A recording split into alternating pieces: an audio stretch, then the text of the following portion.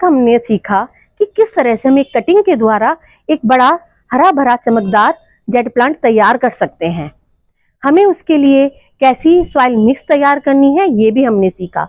अब हम सीखेंगे कि हम उस प्लांट को कैसा फर्टिलाइजर दें कि जिससे वो एक हरा भरा चमकदार पौधा बन जाए। हम कुछ ऐसी गलतियों के बारे में भी बात करेंगे। यदि हम वो गलतियां ना करें तो हम अपने टेरेस गार्डन पर जेड प्लांट का एक सुंदर कॉर्नर तैयार कर सकते हैं। किस तरह से हम अपनी प्लांट्स को तैयार करें कि वो बड़े होकर सुंदर टोपियारियां और एक खूबसूरत जेड प्लांट के बॉन्साई का रूप ले सकें। तो बने रहिए मेरे साथ। मैं हूं मुक्ता शर्मा, मुक्ता's टेरेस गार्डन से।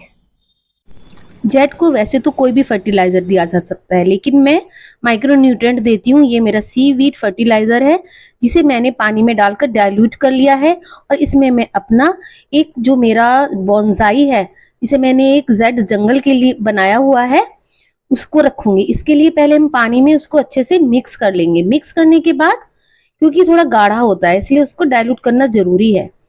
फिर उस जो हमने टब में ये घोल बनाया है उसमें हम अपना प्लांट प्लेस कर देंगे। इसको रखने से ये होगा कि जो जड़ें हैं पौधे की वो धीरे धीरे ऊपर तक पानी को ले आएंगी, सतह तक, मिट्टी के ऊपर तक पानी आने लगता है। देखिए धीरे धीरे पानी ऊपर आ गया है और इसी तरीके से ये पूरे प्लांट में पोषण पहुंच जाते हैं। इससे पत्तियां बहुत चमकदार बनती हैं। ये हमारे पौधे को जितनी भी पोषण की जरूरत होती है ये सारे पोषक तत्व इसमें मिलते हैं। मैं तो अधिकतर इसी का इस्तेमाल करती हूँ। इससे मेरे जेड प्लांट हमेशा चमकदार बने रहते हैं। एक मेरा दूसरा और पॉट है जिसे मैंने रख दिया है और इसमें मैं छोटे छोटे अपने मेरे जितने भी मैंने छोटी छोटी कटिंग्स लगा के रखती हूँ सभी को रख दूंगी।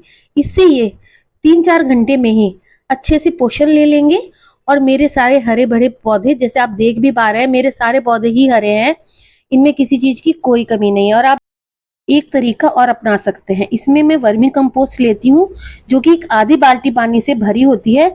उसमें मैं इस वर्मी कंपोस्ट का एक पूरा कटोरा यानी कि लगभग ये होगा 200 ग्राम उसको मिक्स करके रख देती हूँ और रहने देती हूँ कम से कम 2 दिन के लिए। उसके बाद मैं इसको अपने पौधों में अच्छे से वाटरिंग और शावरिंग कर देती हूँ। जेड की कटिंग को लगाने के लिए सही समय है उसका ग्रोइंग पीरियड। उसका ग्रोइंग पीरियड सबसे ज्यादा जो मैं मानती हूँ, मैंने अपने अनुभव से सीखा है, वो है फरवरी मार्च, यानी कि जब ठंड खत्म होने लगती है और गर्मी मौसम शुरू होने लगता है। उस समय यदि हम उसकी कटिंग को कोकोपीट में लगाते हैं तो उसका रिजल्ट बहुत अच्छा रहता है। यदि हम उसको लगाने के लिए उस टाइम फेल हो गए हैं तब हमारे लिए दूसरा सीजन है मानसून सीजन। इस समय हम अपने कटिंग को बालू रेत में लगाना चाहिए, उससे हमारा रिजल्ट 100% रहेगा। दूसरा पॉइंट है हमारा, हमने कटिंग लगा तो ली लेकिन अब हमें भी ध्यान रखना है कि हमें उसमें पानी कितना देना है। हमें पानी इतना देना है कि यदि हमने कोकोपीट में अपनी कटिंग लगाई है, क्योंकि कोकोपीट का नेचर थोड़ा पानी को सोख के रखने का होता है, इसलिए हमें अपनी मिट्टी को देखना है कि वो ज्यादा ओवर वाटरिंग की वजह से गीली ना रहे। हमें उसके मॉइस्चर को मेंटेन करके रखना है। और यदि हमने अपनी कटिंग को बालू में लगाया है तो बालू गर्मियां होने की वजह से जल्दी सूख जाती है, तो उससे हमारी कटिंग सूख सकती है। बस हमें थोड़ा इस बात का ध्यान रखना है कि स्प्रे के द्वारा अपनी कोकोपीट और बालू में मॉइस्चर को मेंटेन करके रखें। हमारा थर्ड पॉइंट जो है, जो कि हम गलतियां कर देते हैं, वो है कि कटिंग लगाने के बाद हम उसे कैसे सनलाइट दें। ये हमारा तीसरा पॉइंट है। इसके लिए हमें कटिंग लगाने के बाद कटिंग को कम से कम 15 से 20 दिन के लिए शेडी एरिया में, ऐसे एरिया में रखें जहां पे डायरेक्ट धूप नहीं आती हो, बस थोड़ी इनडायरेक्ट सनलाइट आती हो। इससे हमारी कटिंग 100% ग्रो हो जाएगी। बात करती हूँ अपने चौथे पॉइंट की, और कि हम क्या गलती कर देते हैं। हम क्या करते हैं कि जेड प्लांट हमारा होता तो छोटा है, ग्रोथ भी उसकी हल्की होती है, जड़ें उसकी बहुत नाजुक होती हैं, तो उसके लिए हमें बड़ा प्लांटर नहीं लेना चाहिए। उसके लिए हम हमेशा छोटे प्लांटर का ही चयन करना चाहिए। उसके लिए हम मिट्टी का भी ले सकते हैं, छोटा सा एक गमला, सेरेमिक भी ले सकते हैं और प्लास्टिक का भी ले सकते हैं। बस प्लास्टिक का लेने के लिए एक बात का ध्यान रखना है कि उसमें ड्रेनेज होल हमें कुछ ज्यादा करने होंगे। हम खुद से भी कर लें, मार्केट से हमें कई बार कम या 1 या 2 ही ड्रेनेज होल मिलता है, तो हमें उसे बढ़ा के 5-6 कर लेना है। उससे हमारे पौधा बहुत अच्छे से सरवाइव करेगा। हमारा 5वां पॉइंट है क्यूरियोसिटी। जब हम कोई नया पौधा लगाते हैं तो मन में क्यूरियोसिटी रहती है कि पता नहीं हमारी जो हमने कटिंग लगाई है उसमें जड़ें हुई हैं या नहीं हुई हैं, ग्रो हो रहा है नहीं हो रहा है, तो हम उसको खाड़ के देख लेंगे या फिर उसके साइड से मिट्टी हटा के देख लेंगे। हमें ऐसा बिल्कुल नहीं करना है, हमें उसको खुद से सरवाइव करने देना है। 10 से 15 दिनों के अंदर ही जो हमारी कटिंग है उसका जो ऊपरी सिरा होता है वो हमें बता देगा कि नीचे जड़ें हुई हैं या नहीं हुई है। बस हमें थोड़ा सा पेशेंस रखना है, पानी का ध्यान रखना है, मिट्टी का ध्यान रखना है, सबसे ज्यादा सनलाइट का ध्यान रखना है। इस प्रकार हम अपने एक हेल्दी जेड प्लांट को ग्रो कर सकते हैं।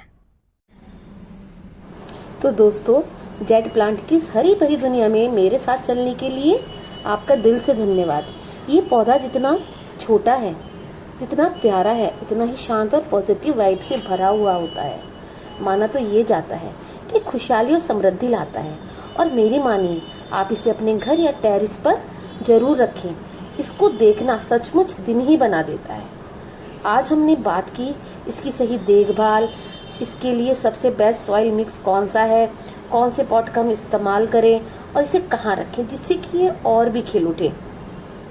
अगर आप इन टिप्स को फॉलो करेंगे तो आपका जेड प्लांट सालों साल भरा रहेगा और शायद आप में भी थोड़ी सी पॉजिटिव ग्रीन एनर्जी भर दे। अब मेरा आपसे एक छोटा सा निवेदन है, अगर आपको ये जानकारी काम की लगी हो तो इस वीडियो को लाइक और शेयर करें, अपने दोस्तों के साथ जरूर शेयर करें और चैनल को सब्सक्राइब करना ना भूलें, क्योंकि मैं ऐसी ही आसान और असरदार गार्डनिंग टिप्स आपके लिए लाती रहूँगी। आखिर में बेल का आइकन जरूर दबाएं, क्योंकि मेरी अगली वीडियो की घंटी सबसे पहले आपकी पास ही बजनी चाहिए। और हाँ, कमेंट करके जरूर बताएं क्या आपके पास लकी जेड प्लांट है या आप इसे अपने टेरेस गार्डन में लाना चाहते हैं, लगाना चाहते हैं।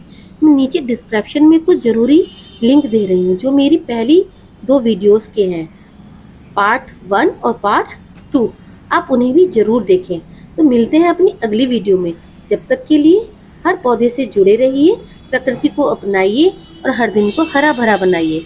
धन्यवाद।